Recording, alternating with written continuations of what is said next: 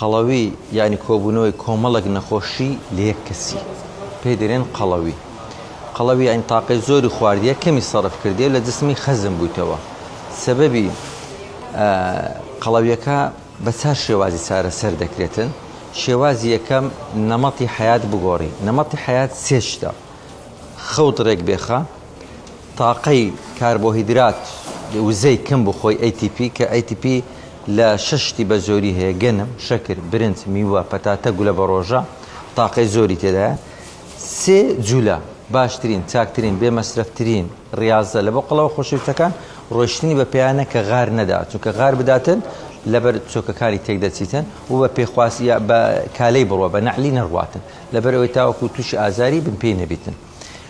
دوایی کە دەرمانی طبی هەیە ئیستیفادەی لێ دەکاتن، ئەوە دکتۆرە بە ڕێزەکان دەینووسن، حەبی هەیە، دەرزی هەیە، هەندێک شێوازی دەرمانی کوردەواری هەیە، ئەوانە ئیشی منە.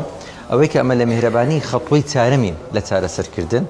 خەتوەی چارەمین کە چار شێوازی هەیە: دوانی بەنەشتەرگەریە، دوانی بێنەشتەرگەریە. ئەو دوانی کە بێنەشتەرگەریە پێ دەرێن باڵۆن.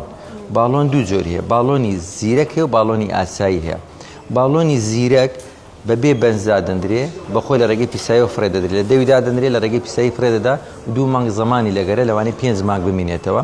باڵۆنی ئاسایی بە بەندیدا دەدرێت لە ڕێگەی دەویەوە، پاشەش مانجی لە ڕێگەی دەویەوە دێتە دەرێ.